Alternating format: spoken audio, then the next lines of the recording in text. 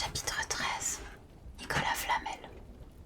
Dumbledore avait réussi à convaincre Harry de ne plus chercher le miroir du Riséd, et pendant toutes les vacances de Noël, la cape d'invisibilité était restée rangée au fond de sa valise. Harry aurait bien voulu oublier aussi facilement ce qu'il avait vu dans le miroir, mais c'était impossible. Il commença à faire des cauchemars. Il rêvait sans cesse que ses parents disparaissaient dans un éclair de lumière verte, tandis qu'une voix aiguë lançait un petit rire et grelait. Tu vois, Dumbledore avait raison. Ce miroir pourrait finir par te rendre fou, Ron lorsque Harry lui eut parlé de ses rêves. Hermione, qui était revenue la veille de la reprise des cours, voyait les choses différemment. Elle était partagée entre l'horreur à l'idée que Harry se promène dans les couloirs la nuit, Sirius Hart avait attrapé, et la déception qu'il n'ait toujours pas trouvé qui était Nicolas Flamel. Ils avaient presque abandonné tout espoir de trouver quoi que ce soit sur Flamel dans un livre de la bibliothèque, même si Harry restait persuadé qu'il avait lu son nom quelque part. Dès le début du deuxième trimestre, Ron, Hermione et Harry recommencèrent à feuilleter les livres de la bibliothèque pendant les récréations. Harry avait encore moins de temps que les deux autres à cause de l'entraînement de Quidditch qui avait repris. Dubois faisait travailler son équipe plus dur que jamais. Même la pluie incessante qui avait fait fondre la neige ne parvenait pas à modérer ses ardeurs. S'ils arrivaient à gagner le prochain match qui les opposerait à l'équipe des Poufsouffles, ils passeraient devant les Serpentards dans la course au championnat pour la première fois depuis 7 ans.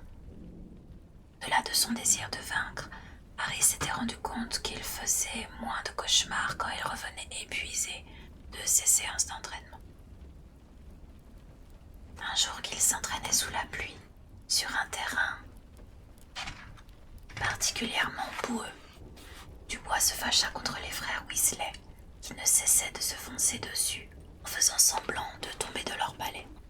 « Arrêtez vos idioties !» s'écria-t-il. « C'est avec ce genre de choses qu'on finit par perdre. C'est Rogue qui va arbitrer le prochain match. Il va chercher tous les prétextes pour enlever des points à l'équipe de Gryffondor. » En entendant cela, George Weasley tomba brutalement de son balai. « Rogue va arbitrer le prochain match, bredouilla-t-il, la bouche pleine de boue. N'a jamais fait ça. S'il voit qu'on risque de devancer les Serpentards, il va chercher à nous défavoriser. » Le reste de l'équipe atterrit auprès de George pour protester également. « Je n'eusse pour rien, se défendit Dubois. Tout ce que nous pouvons faire, c'est jouer impeccablement, c'est comme ça.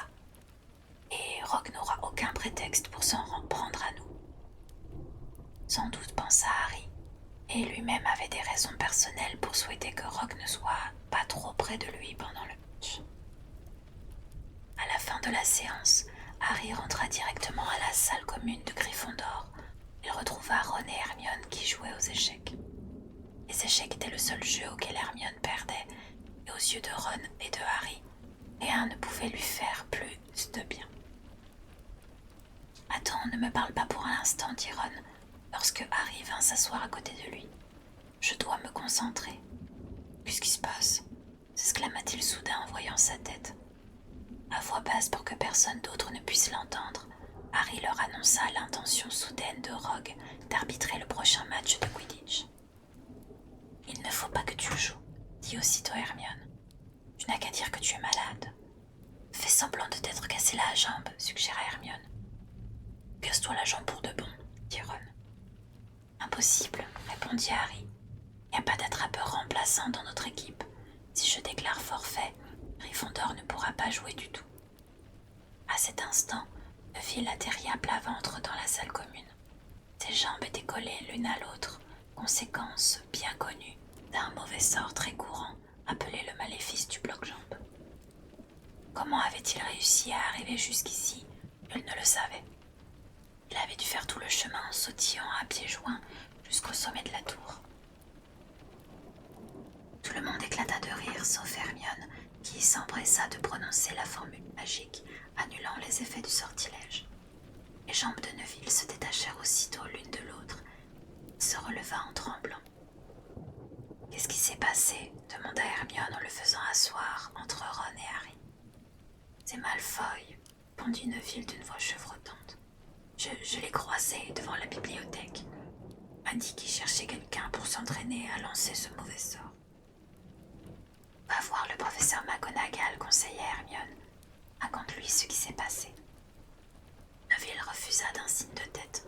« Ça me rapporterait encore plus d'ennuis, » marmonna-t-il. « Il faut que tu te défendes, » intervint Ron. Il a pris l'habitude de marcher sur tout le monde. Il ne faut pas lui faciliter la tâche en se couchant devant lui. « Je sais bien que je ne suis pas assez courageux pour être à Gryffondor. Malfoy me l'a déjà dit, » sanglota Neville. Harry fouilla dans sa poche et en sortit un choco-grenouille, dernier de la boîte qu'Hermione avait offerte pour Noël. Il le donna à Neville, qui semblait sur le point de fondre en larmes. « Tu vaux 12 fois mieux que Malfoy, Harry. C'est le choix-peau magique qui a décidé de t'envoyer à Gryffondor, non? Et Malfoy, où est-il, lui, chez ces horribles serpentards ?» Neville eut un pâle sourire, enleva le papier du choco-grenouille. « Merci, Harry, dit-il. Je crois que je vais aller me coucher. Tu veux la carte du choco? Tu en fais collection, je crois. » Elle alla rejoindre le dortoir pendant que Harry jetait un coup d'œil à la carte de choco-grenouille. « C'est encore Dumbledore, dit-il. J'étais déjà tombé sur lui la première fois. » Il poussa alors une exclamation en dévorant des yeux ce qui était écrit au dos de la carte. Puis il regarda Ron et Harry. « Je l'ai trouvé, » murmura-t-il. « J'ai trouvé Flamel. Je vous l'avais dit que j'avais déjà vu son nom quelque part. Je l'ai lu dans le train qui nous a amenés ici. Écoutez ça. Dumbledore s'est notamment rendu célèbre en écrasant en 1945 Mage Grindelwald de sinistre mémoire. Travailla en étroite collaboration avec l'alchimiste Nicolas Flamel. Doit la découverte des 12 propriétés du sang de dragon. » Hermione se leva d'un bond, air aussi surexcité que le jour où on leur avait rendu leur premier devoir. « Attendez-moi ici, » dit-elle, avant de se précipiter dans le dortoir des filles. Elle revint quelques instants plus tard, les bras chargés d'un vieux livre énorme. « Je n'avais jamais pensé à regarder là-dedans, » dit-elle avec fébrilité.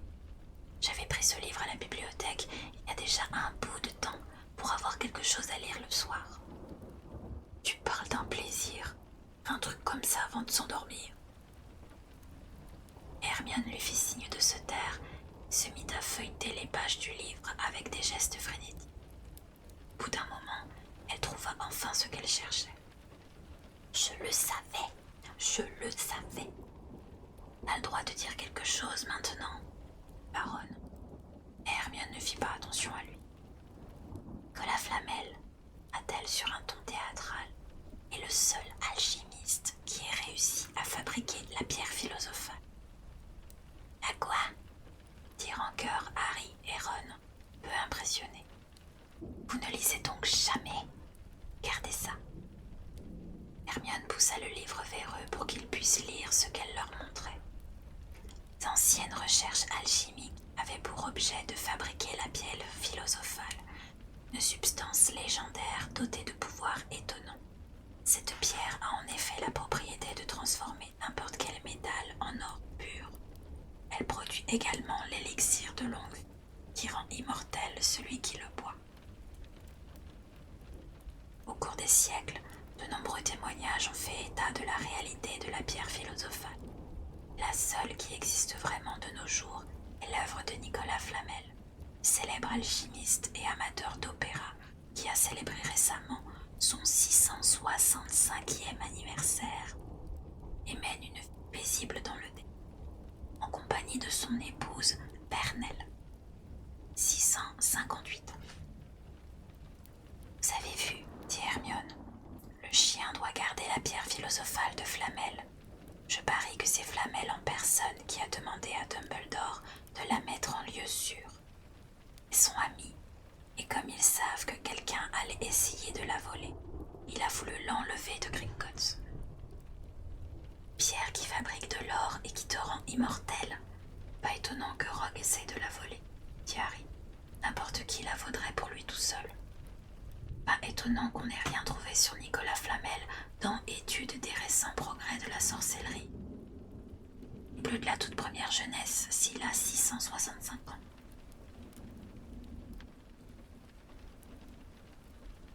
Le lendemain matin, pendant le cours de défense contre les forces du mal, tout en copiant les différentes façons de soigner les morsures de loup-garou, Harry et Ron parlaient toujours de ce qu'ils feraient de la pierre philosophale s'ils en avaient une. Lorsque Ron qu'il achèterait une équipe de Quidditch, Harry se souvint brusquement de Rogue et du prochain match. « Je jouerai, dit-il. Si je me défile, tous les Serpentards vont penser que j'ai peur d'affronter Rogue. Je vais leur montrer. Ils vont tomber de haut si on gagne. » « J'espère que ce n'est pas toi qui vas tomber de haut, » soupira Hermione.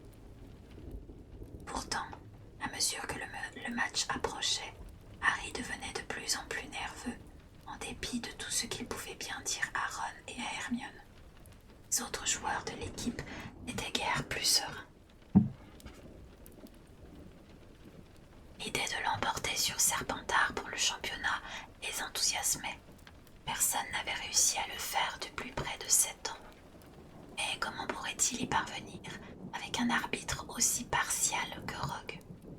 Harry se demandait si ce n'était pas un effet de son imagination. Mais il semblait toujours tomber sur Rogue partout où il allait. Par moments, il se demandait même si Rogue ne le suivait pas pour essayer de le surprendre seul. Rogue était si odieux avec lui que les cours de potions étaient devenus un cauchemar hebdomadaire. Rogue savait-il qu'il était au courant de la pierre philosophale? Harry ne voyait pas comment il aurait pu faire pour le découvrir. Mais parfois, il avait l'abominable impression que Rogue lisait dans les pensées. Lorsque dans l'après-midi du lendemain, ils lui souhaitèrent bonne chance à l'entrée des vestiaires, Harry savait que Ron et Hermione se demandaient s'ils le reverraient jamais vivant. Ce n'était pas une impression très réconfortante, et Harry entendit à peine le discours d'encouragement que Dubois prononça pendant que les joueurs de Gryffondor se préparaient à entrer sur le terrain.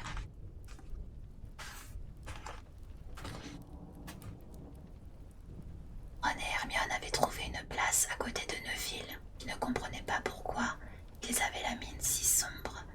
Pour quelle raison ils avaient cru utile d'apporter leur baguette magique pendant le match. Harry ne savait pas que Ron et Hermione s'étaient entraînés en secret à jeter le sortilège du bloc-jambe.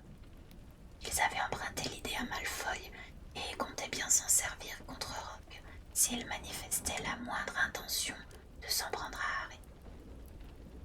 N'oublie pas, la formule, c'est Locomotor Mortis, murmura Hermione. Je le sais bien, répliqua sèchement Ron. Commence pas à m'agacer. Dans les vestiaires, Dubois avait pris Harry à part. Je ne voudrais pas te mettre la pression, Potter, dit-il, mais j'aurais vraiment besoin d'attraper le vif d'or le plus tôt possible. Il faut arriver à terminer le match avant que Rogue ait eu le temps de favoriser les Poufsouffles. Toute l'école est là, annonça Fred Weasley en jetant un coup d'œil par la porte. Même, nom d'un chaudron, Dumbledore en personne est venu assister au match. Harry sentit son cœur faire un saut périlleux dans sa poitrine. Dumbledore, s'exclama-t-il en se précipitant vers la porte pour vérifier par lui-même. Fred avait raison. Il reconnut aussitôt la barbe argentée. Harry en ressentit un tel soulagement qu'il faillit éclater de rire. Il n'avait plus rien à craindre à présent. Rogue n'oserait jamais lui faire du tort sous les yeux de Dumbledore. C'était peut-être pour ça que Rogue avait l'air si furieux lorsque les deux équipes pénétrèrent sur le terrain. Ron aussi l'avait remarqué. « Je n'ai jamais vu Rogue avec un regard aussi mauvais, » dit la Hermione. « Ah, ça y est, le match commence. » Aïe! Quelqu'un venait de le frapper derrière la tête. C'était Malfoy. « Désolé, Weasley, dit-il. Je ne t'avais pas vu. » Malfoy adressa un large sourire à Crabbe et à Goyle. Je me demande combien de temps Potter va réussir à rester sur son balai, prit-il. Quelqu'un veut parier. À ton avis, Weasley? Ron ne répondit pas. Rogue venait d'accorder un pénalty à l'équipe de Poufsouffle parce que George Weasley avait renvoyé Cognard dans sa direction. Hermione, les doigts croisés, regardait fixement Harry qui tournoyait comme un faucon dessus du terrain à la recherche du vif d'or. Vous savez comment ils choisissent leurs joueurs dans l'équipe de Gryffondor? Malfoy, alors que Rogue accordait au Poufsouffle un nouveau penalty tout aussi injustifié. Cherchez les gens qui leur font pitié. Par exemple, ils ont pris les Potter parce qu'ils n'avaient pas de parents, Weasley parce qu'ils n'avaient pas d'argent. Ils vont sûrement prendre Neville Londubat parce qu'il n'a pas de cerveau. Il devint écarlate et se retourna pour faire face à Malfoy. Je vaux 12 fois mieux que toi, Malfoy, balbutia-t-il.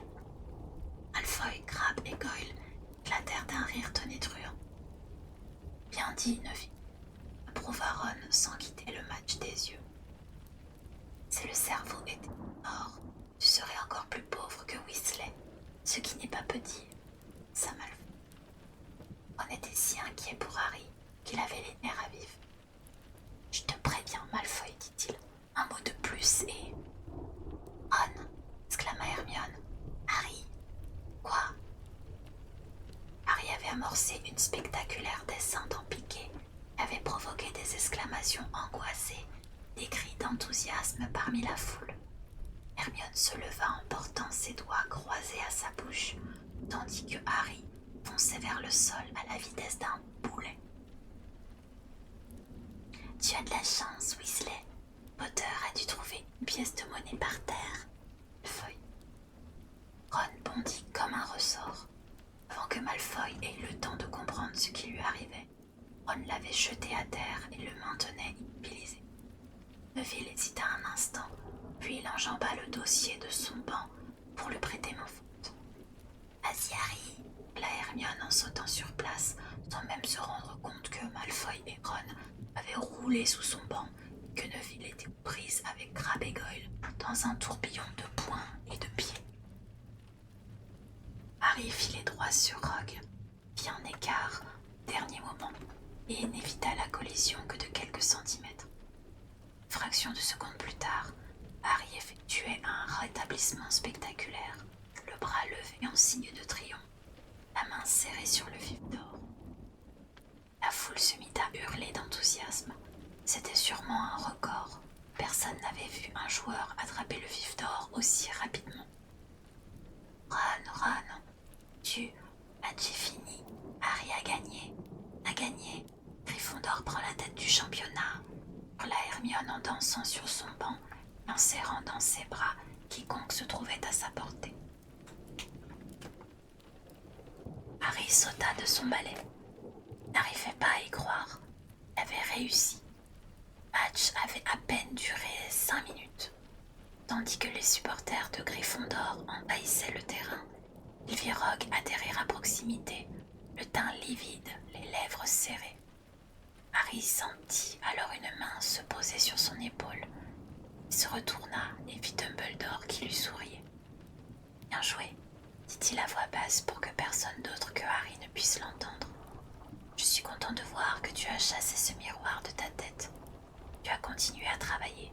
C'est très bien. » De dépit, Rogue cracha sur le sol.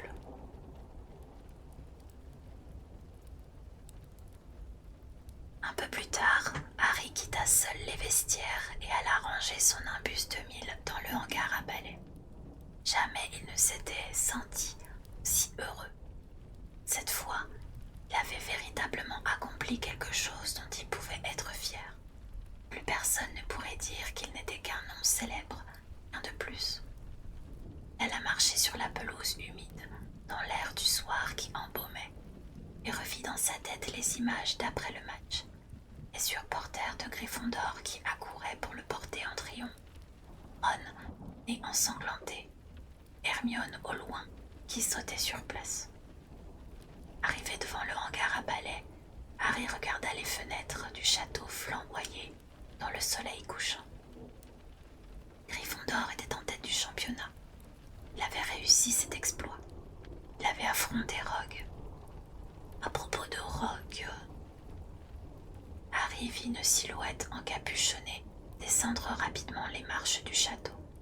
De toute évidence, c'était quelqu'un qui ne voulait pas être vu. La silhouette fila en direction de la forêt interdite. Harry en oublia sa victoire, quand soudain il reconnut la démarche. C'était Rogue. Qu'allait-il faire dans la forêt pendant que tout le monde dînait? Harry enfourcha son imbus de mille et colla, glissant silencieusement au-dessus du château. Il vit Rogue pénétrer dans la forêt au pas de course et il décida de le suivre. Les arbres étaient si touffus, il ne vit pas quelle direction prenait Rogue. Il décrivit des cercles au-dessus de la forêt en volant de plus en plus bas.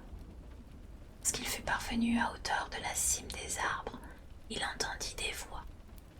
Il s'orienta alors dans cette direction et atterrit sans bruit dans les branches d'un grand hêtre. Il s'accrocha à l'une des branches, balai serré contre lui, essaya de regarder à travers le feuillet. Dessous, il vit Rogue debout dans une clairière, mais il n'était pas seul. Quirrell était avec lui. Harry ne parvenait pas à distinguer son visage et son bégaiement avait empiré. Harry tendit l'oreille pour s'efforcer d'entendre ce qu'il disait. « C'est pas pourquoi vous avez tenu à me voir ici, Severus. Il vaut mieux que notre conversation reste confidentielle, répondit Rogue d'une voix glaciale. Après tout, les élèves ne sont pas censés connaître l'existence de la pierre philosophale. Harry se pencha en avant. Quirrell marmonnait quelque chose, mais Rogue l'interrompit. « Vous avez trouvé comment faire pour passer devant cette bestiole sans se faire dévorer ?» dit-il. « Mais Severus, je... voudriez quand même pas que je devienne votre ennemi, Quirrell. » Ça Rogue en faisant un pas en avant. Je ne comprends pas ce que vous comprenez parfaitement ce que je veux dire. Un hibou poussa un ululement et Harry faillit tomber de son arbre. Il se rattrapa de justesse et parvint à saisir la fin de la phrase suivante. Quelques formules magiques dont vous avez le secret. J'attends. Mais je ne... Très bien, interrompit Rogue. Nous aurons bientôt une autre conversation lorsque vous aurez eu le temps de réfléchir, de choisir votre camp. Rogue s'enveloppa dans sa cape, quitta la clairière. Il faisait presque nuit à présent, et Harry distinguait nettement la silhouette de Quirrell qui était resté immobile au même endroit, comme pétrifié. « Harry, es-tu passé ?» s'écrièrent. « A gagné, tu as gagné, on a gagné !» exulta Ron en donnant à Harry de grandes tapes dans le dos. « Moi, j'ai collé un œil au beurre noir à Malfoy. Neville a essayé de s'attaquer à Crabbe et à Goyle d'une seule main. Il est toujours dans les pommes. Madame Pomme-Fraîche a dit que c'était pas grave. On pourra vraiment montrer quelque chose au Serpentard. Tout le monde t'attend dans la salle commune. On a fait une fête. Fred et George ont réussi à voler des gâteaux et des tas d'autres trucs dans la cuisine. » « On verra ça plus tard, » dit Harry d'un ton précipité. « Allons dans un endroit tranquille, j'ai plein de choses à vous dire. » Ils se rendirent dans une salle vide et fermèrent la porte derrière eux. Après s'être assuré que Peeves n'était pas là, Harry leur raconta alors ce qu'il avait vu et entendu. On avait deviné juste, il s'agit bien de la pierre philosophale. Rogue essaye de la voler et il veut obliger Quirrell à l'aider. Il y a sûrement d'autres choses qui gardent la pierre en plus de tout vu. Des tas de sortilèges probablement. Et Quirrell doit connaître les formules magiques pour les neutraliser. Ce qui veut dire que pour protéger la pierre, Il faut que Quirrell tienne tête à Rogue, dit Hermione inquiète. Dans ce cas, elle aura disparu d'ici mardi prochain, conclut Ron.